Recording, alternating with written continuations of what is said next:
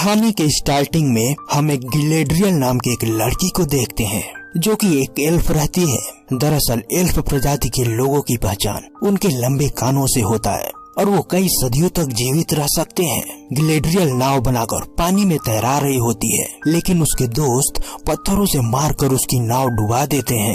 इसीलिए गिलेड्रियल बेकाबू होकर उस लड़के को पटक देती है जिसने उसकी नाव डुबाई थी। तभी वहाँ पर गिलेड्रियल का भाई आ जाता है और वो उसे बताता है कि गुस्से पर कंट्रोल करने से ही वो एक महान योद्धा बन सकती है। हमेशा सही रास्ते को चुनने के लिए उसे अपने मन को शांत रखना होगा। और फिर कुछ महत्वपूर्ण बातें बताकर उसका भाई वहाँ से चला जाता है। वही ये एल्फ की प्रजाति हजारों साल तक अपनी दिव्य रोशनी के पेड़ की साए में शांति पूर्वक रह रहे थे। पर एक दिन अचानक एक शैतान मोरगुत इनकी दुनिया तबाह करने आया। उसके काले साए के प्रकोप से सारे पेड़ पौधे मुरझा गए, चारों तरफ अंधेरा छा गया। एल्फ को अपना किला वेलिनोर छोड़ना पड़ा और फिर वो चलते चलते मिडिल अर्थ पहुंच गए।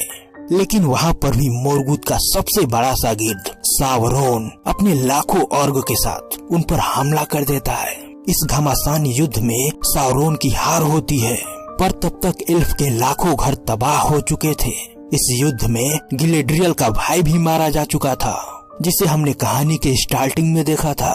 वही गिलेड्रियल अपने भाई के खंजर को हाथ में लेकर कसम खाती है कि वो सावरोन को पाताल से भी ढूंढकर खत्म कर देगी। और फिर वो सावरोन की खोज में दुनिया की आखिरी छोर तक गई। देखते ही देखते कई सदियां गुजर गए, पर सावरोन का कुछ पता नहीं चला। और अब एल्फ वासियों ने मान लिया है कि खतरा टल चुका है, पर गिलेड्रियल की तलाश अब भी जारी है।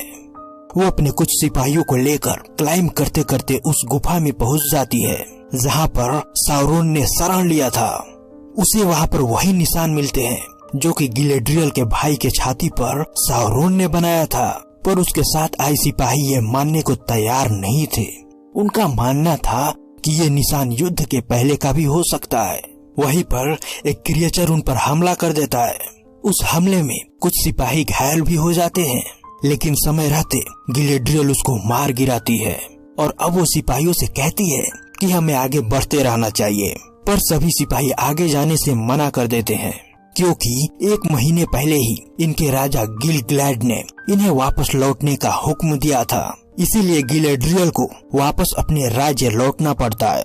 वहीं दूसरी तरफ हमें रोवेनियन का मरुस्थल दिखाया जाता है, जहां 2 शिकारी शिकार के तलाश में घूम रहे थे। यहीं पर हारफुट्स का बसेरा होता है, जो कि दोनों शिकारियों को देखकर छुपे हुए थे। और उनके जाते ही सब वापस अपने काम में लग जाते हैं। दरअसल हारफुट्स प्रजाति के लोग दुनिया की नजरों से छुप कर रहते हैं और मौसम के हिसाब से अपनी जगह बदलते रहते हैं। इनका एक अपना ही नियम है, जो कि यहाँ की सबसे जिज्ञासु लड़की नोरी कभी नहीं मानती। आज भी अपने साथ कुछ बच्चों को लेकर पुराने खेतों की तरफ सहतूत खाने गई होती है। तभी वहाँ पर एक भेड़िया आ जाता है। इससे पहले कि वो भेड़िया इनको देख ले, ये लोग वापस घर की ओर लौट जाते हैं, जहाँ पर नोरा अपने पिता ब्रेंडीफुट से मिलकर उनको सहतूत खिलाती है। वही ब्रेंडीफुट नोरी को उन शिकारियों के बारे में बताता है जो कि इसी रास्ते से गुजरे थे। वहीं पर नोरा की माँ उसे समझाती है कि यहाँ आए दिन शिकारी घूम रहे हैं, फिर भी वो अपने साथ बच्चों की जान भी जोखिम में डाल रही है। पर नोरा कहाँ मानने वाली थी।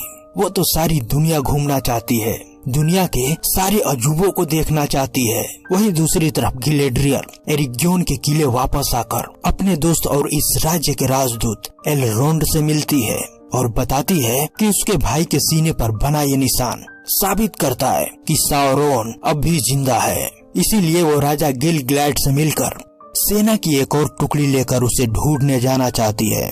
पर एलरोंड कहते हैं कि राजा अब ये मान चुके हैं कि अब उनका दुश्मन खत्म हो चुका है, इसीलिए अब वो आपको कोई सेना की टुकड़ी नहीं देने वाले। और फिर अगले दिन वापस आए सभी सूरवीरों को सम्मानित किया जाता है, जहाँ पर राजा कहते हैं कि ये सूरवीर पूरी दुनिया की भ्रमण करके जिंदा वापस लौट आए हैं। ये इस बात की सबूत है कि अब हमारा दुश्मन खत्म हो चुका है। इसीलिए इन सभी सूरवीरों को राजा अपने पुराने घर वेलिनोर लौटने का आदेश देते हैं। ये वही जगह रहता है जहाँ पर एल्फ पहले रहा करते थे, जिसके बाद उनको वेलिनोर भेज दिया जाता है। और अब हमें इस धरती के हम जैसे नॉर्मल इंसानों को दिखाया जाता है जो कि मैप के हिसाब से दक्षिण में रह रहे हैं। ये सभी टेरोट्रेट के निवासी हैं और इनके सुरक्षा के लिए हजारों साल से एल्फ के सिपाही यहाँ मौजूद हैं।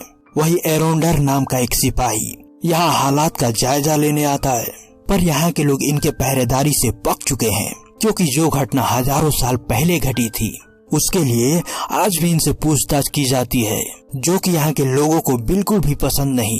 इस ढाबे का मालिक वोल्ड्रिड उसे बताता है कि यहाँ सब कुछ ठीक है। वहीं पर एक लेडी रहती है जिसे एरोंडर पसंद करता है। दरअसल यहाँ का जायजा लेना तो उसके लिए एक बहाना था।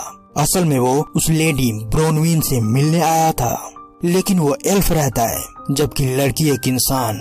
और ऐसा माना जाता है कि अगर कोई एल्फ इंसान के साथ संभोग करे तो उनके बच्चे शैतान पैदा होते हैं, इसीलिए उनको छुपकर मिलना पड़ता है। दोनों एक दूसरे को पसंद करते हैं पर आज तक इजहार नहीं कर पाए।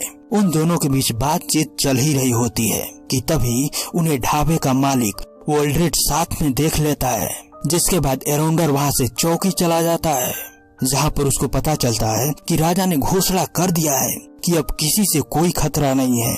इसीलिए सभी चौकियों को खाली करवाकर सिपाहियों को घर भेजा जा रहा है।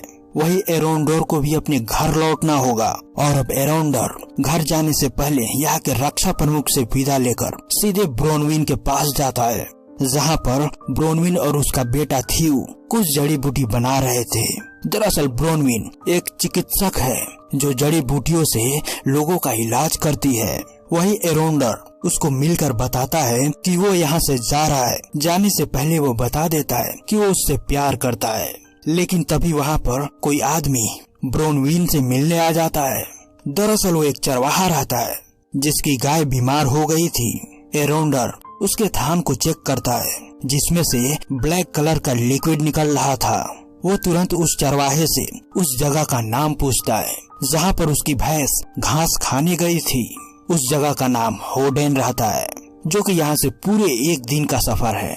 एरोंडर के साथ ब्रोनविन भी उस जगह पर जाती है। इधर थीव अपने दोस्त को लेकर एक फार्म हाउस में जाता है, जहाँ पर उसने एक टूटी हुई तलवार छुपाया था, जिस पर बने निशान से हमें पता चलता है कि ये तलवार साउरोन की है। वहीं दूसरी तरफ गिलेड्रियल अपने घर वेलिनोर पहुंच चुकी होती है, लेकिन ऐन वक्त पर वो सुकून की जिंदगी ना चुनकर फैसला करती है कि वो अपनी तलाश जारी रखेगी और फिर वो नाव से छलांग लगा देती है।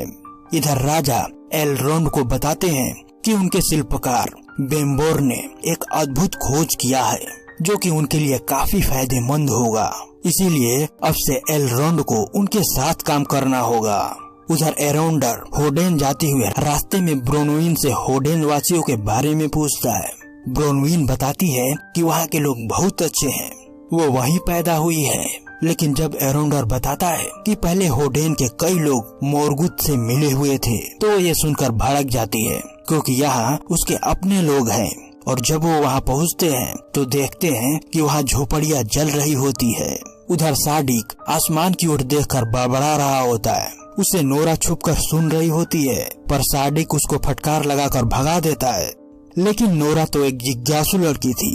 वो जानना चाहती है कि वहाँ आसमान में आखिर क्या हलचल हो रही है।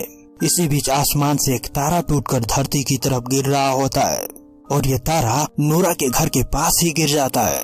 नोरा सबसे छुपते छुपाते वहाँ पहुँच जाती है, जहाँ पर वो देखती है कि आसमान से गिरने वाला ये कोई तारा नहीं बल्कि एक आदमी रहता है जो अंगार पर सोया रहता है। यहीं पर द रिंग ऑफ पावर की पहली एपिसोड खत्म हो जाती है।